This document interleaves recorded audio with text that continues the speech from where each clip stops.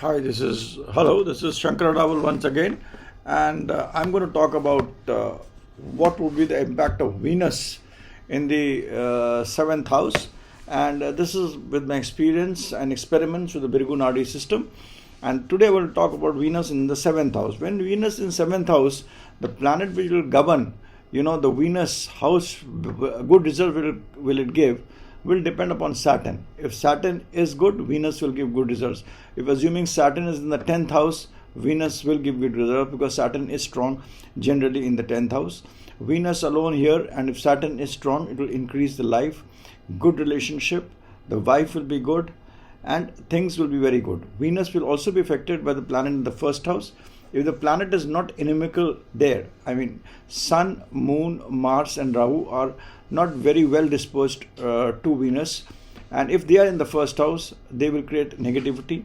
Also, if they are conjunct with Venus, they will color and change the results of Venus. So you have to see the planet in the first house and what are the planets in the seventh house.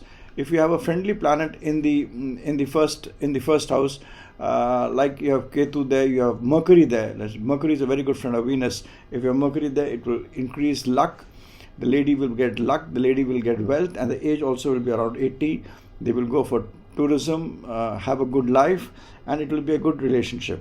Now, Venus, power of Venus, you have to always see what are the planets in 1, 7, 9, and 11. Which are if the planets are friendly to Venus, the planets that are friendly to Venus are Sun, are Saturn, Mars, and Ketu. So, if you have Saturn, Mars, and Ketu in 1, 7, 9, 11. Saturn, Mercury, and Ketu. Let me correct myself. The planets which are friendly to Venus are Saturn, Mercury, and Ketu. So if you have Ketu means dragon's tail. If you have these planets in the first, 9th, and 11th, especially, let's leave the 7th, let us leave the conjunction part of it. If they are in the first, 9th, and 11th, Venus will tend to give very good results, especially in the material world, which signifies the luxuries, the life, the money. It will give you very good results because end of the day, Saturn is about profession and money, Mercury is about wealth, and Ketu is about having good children and general happiness. So it is all right, all round good if these friendly planets are there in 1, 7, 9, 11. And if you have the planets which are not friendly to them, like Sun, Moon, and Rahu, Mars is, like I would say, neither friendly nor inimical, but the natures are different. But so if you have Sun, Moon, and Rahu, especially these planets in the 1st, 7th, 9th, and 11th house, then it will be negative, and the results of Venus will be negative. There will be loss of wealth, there will be wastage of money. We will not be able to say about what would marriage get, what he would get. It will be negative.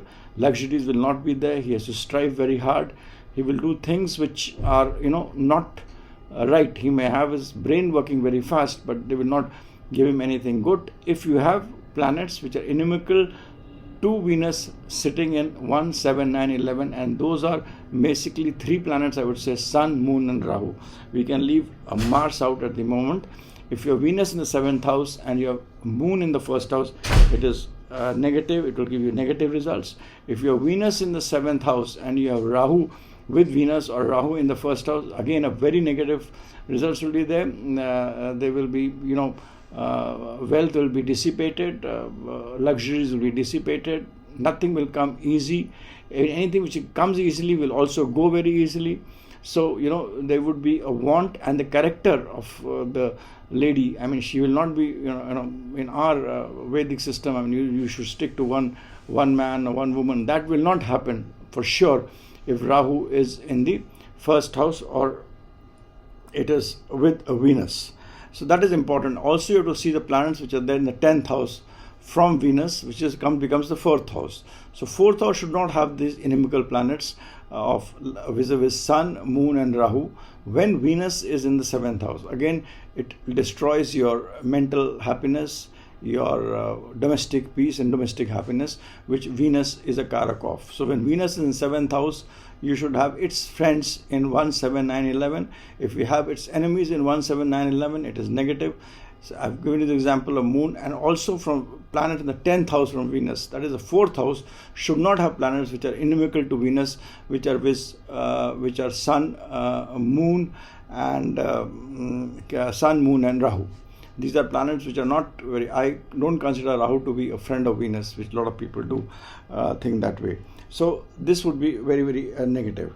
And most important is where you have to see Rahu. If you have Rahu in the 8th house, I mean, it's the second from Venus, again, it is going to be a problem. The wife's nature will not be good. She may be prone to various other luxuries of life. She may lead a life which is unconventional and untraditional if you have Rahu in the 8th house and Venus in the 7th house. Similarly, Venus is not a very good friend of Jupiter, but Venus and Jupiter together are very harmful. They will create a lot of problems in the marital life. However, Jupiter is an important planet and Jupiter should be strong. If Jupiter is not strong, Venus will not be able to give its results of a good family, good children, and luck, which comes by Jupiter. So mainly Jupiter gives you these kinds of things which are embroiled in the Kartatva of Venus. So Jupiter needs to be strong, and Mars again is an important planet because the end result is given by Mars.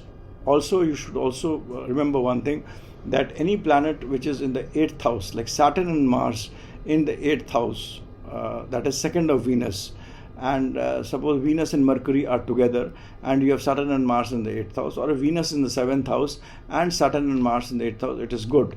It is good for all the non-life things, money, fortune, inheritance. You put 1, you get 10. It is good for various things. So and it is better to have these planets there if the horoscope is of a high order. Then if you have Venus in 7th house alone and Saturn and Mars in the 8th house, it is actually good. And if you have Venus in the 7th house and if you have Mercury together also, Venus and Mercury together, that also makes a very strong combination. But you should have some planets supporting the first house, it becomes stronger. And then apply the other rules of the friendly planet and the inimical planets in 1, 7, 9, 11, and the planets in the 4th house, whether they are friendly to Venus or not friendly to Venus, to get the final results. So this is my video on Venus in the 7th house. Please listen to it carefully. If you have any questions, you can ask me at connectingstars@gmail.com. To know more about me, you can go to my website shankarstudy.com. Thanks, and bye for now. Thank you very much.